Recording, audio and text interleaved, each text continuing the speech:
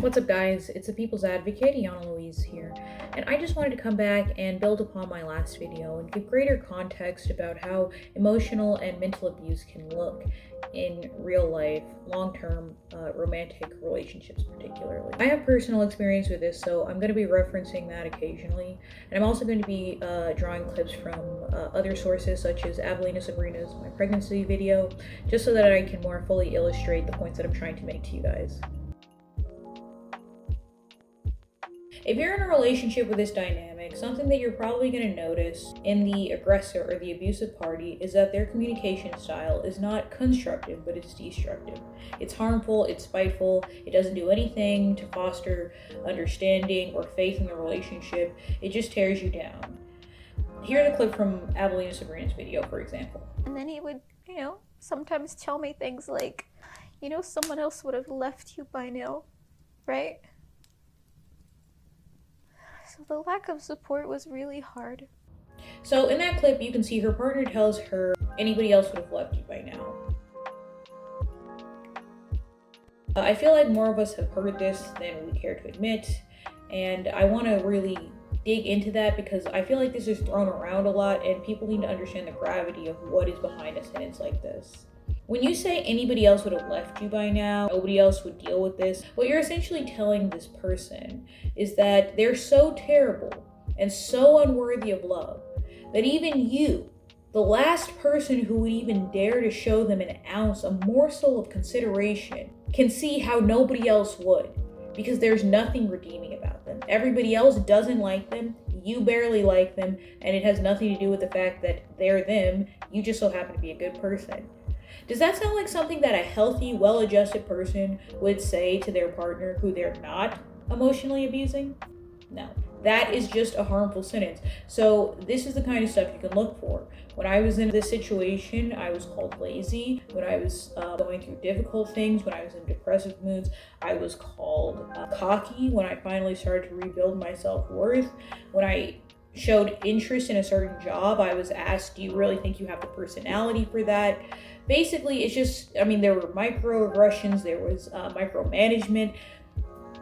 Essentially, it's just anything that can undermine your sense of self, your sense of worth, when they need to regain power or control or a feeling or a sense of superiority in the dynamic. So be on the lookout for bullshit like that, because that's just not cool. Communication is supposed to help you feel better, not make you feel worse, especially when it comes to your partner. Number 2, negligence or neglect. So what I think that a lot of people need to understand about emotionally abusive people is that they are inherently selfish. They cannot show up for you, and they will not if they can in any way avoid it in your darkest hour of need. This is because they're more likely to resent the fact that you're even relying on them in the first place. You may be made to feel like an inconvenience for needing something or needing support or simply existing when they have other things that they'd rather be paying attention to. I called my boyfriend and I told him something's wrong. I'm going to the hospital again. I don't feel well. Something is wrong. And he said, okay, well, I have work to do.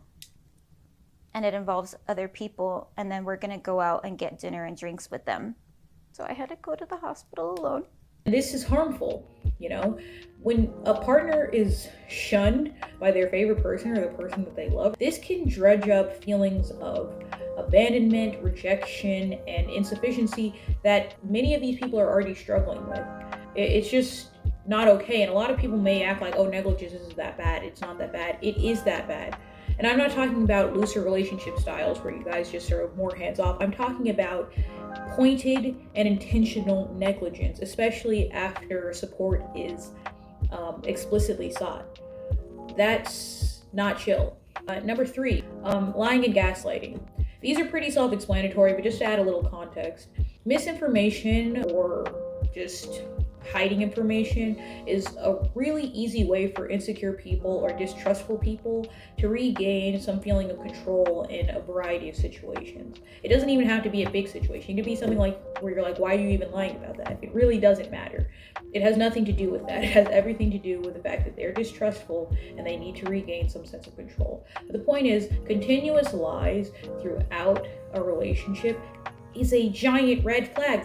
One lie, really, depending on what it was, but lying sows seeds of distrust and dishonesty in a place that is supposed to be safety and sanctuary for somebody.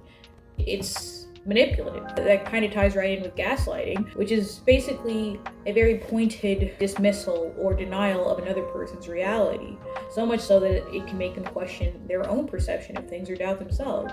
Gaslighting is a common tactic for emotionally and mentally abusive people because they will deny any reality that is not flattering to them. And since they're abusive, that's going to be a lot of denial.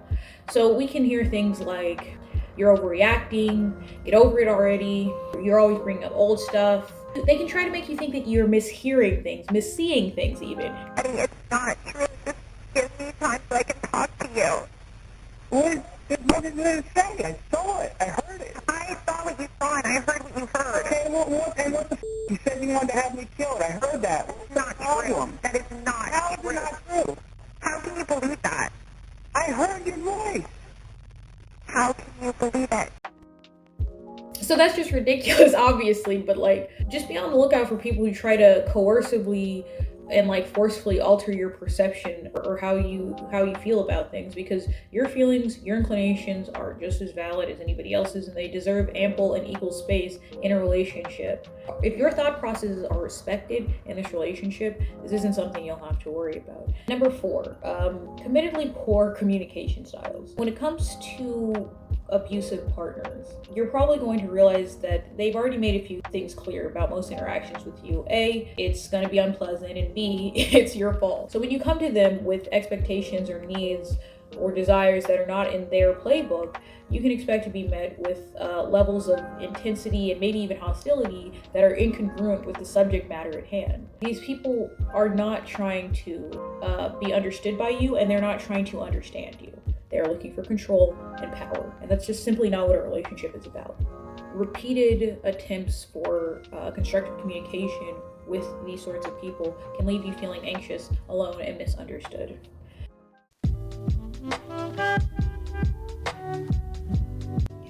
So number 1, it's pretty obvious, but I'm just going to say bad vibes. It's just a matter of trusting your gut. Our bodies give us a lot of information. They let us know when food has gone bad, when milk has turned, and they can let us know when something is dangerous or harmful in our immediate vicinity.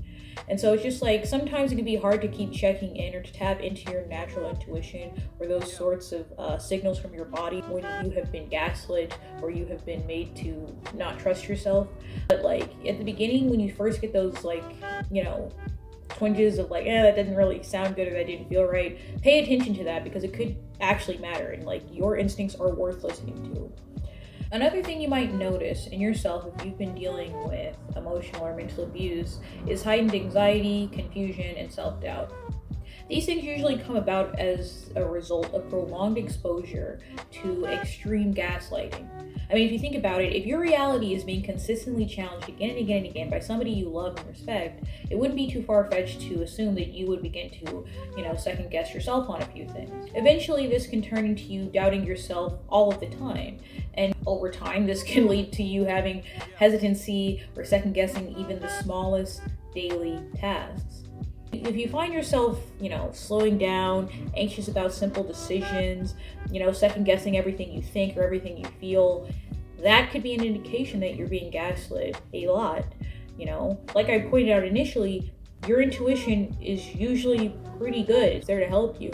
And if it's so off, if it's so off kilter that you doubt even the most basic idea from yourself, that could be a sign that you've been exposed to a lot of gaslighting. So I would suggest just checking in with yourself, seeing how often you trust your gut, seeing how often you listen to yourself. A third thing to look out for is self-censorship and self-isolation in other relationships. A lot of the time, some combination of shame and loyalty can kind of be the primary misguiding forces behind people who suffer from these sorts of abuse keeping quiet and holding back their true feelings or thoughts and even major life events from their loved ones.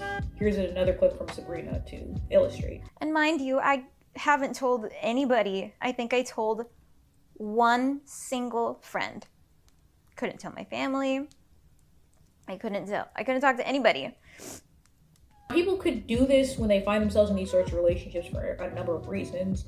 You could be worried about the abusive party's reputation. You could be worried about your own image. You could be worried about creating tension between your loved ones and your partner if they are not too keen on some of the information that you give them about the relationship. You know, you could feel embarrassed or two-faced for, you know, bringing up things that aren't that polite or kind or great about your partner when they aren't around. This is basically enabling this person to continue to do what they're doing. They are capitalizing on your good nature, on your silence, on your loyalty to keep you in this position so that they can continue to perpetrate these acts of abuse against you. When I finally spoke up, I felt a lot better. I got a lot of mirroring. I got a lot of support in other areas, and it helped me to start to trust my own intuition and my own views of the world instead of his very numerous arguments against those things. If you feel like you can't talk to your family about stuff, you feel like you can't mention stuff about that guy to your friends, if you feel like, you know, think about why that might be. You know, if it's not that big of a deal, why can't you mention it? Maybe it is that big of a deal. And then finally, you're probably going to begin to notice a lot of depressive symptoms and loneliness.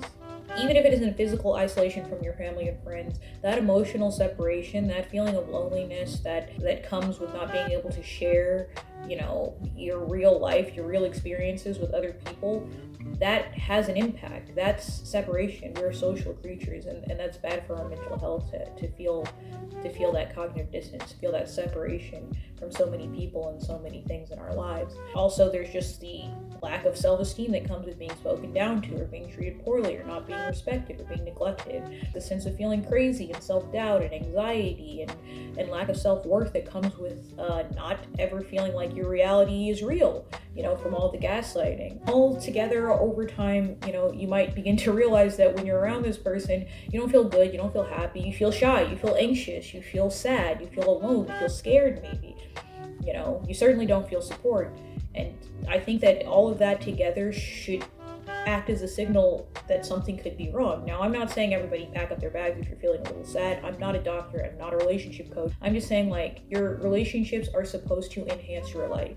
They are supposed to bring you joy. They are supposed to uplift you. They are supposed to act as support. And if you're not getting any of that, especially in your most intimate relationships, that is worth investigating. So am I a doctor or a relationship coach? No, but I am unfortunately experienced in this area, and I have the purest intentions behind this video. I just want everybody to recognize the unhealthy patterns in their life and step out of them as soon as possible so that they can start living more fully. That's all, really. No matter what your role is in an unhealthy relationship, after watching this video or whatever you've been researching or looking into, you have the ability to make different choices right now. The beginning of your life starts right now, and I really believe in you. So just know that you can make all sorts of different choices, and it's not easy to change the way that you've been behaving or the way that your dynamic is with certain people, but it is really worth it to get back onto the rest of your life. So let me know if you have experienced prolonged emotional or mental abuse in the comments. How long did it take for you to realize what was happening, and how did that go down? What was your solution? What would you recommend? Because I know that there's plenty of people who could benefit from reading your experiences. What's up, guys? If you like that video and you want to hear me say more things on camera with my face, go ahead and click subscribe and check back weekly because I'm going to be saying quite a few things. Thanks.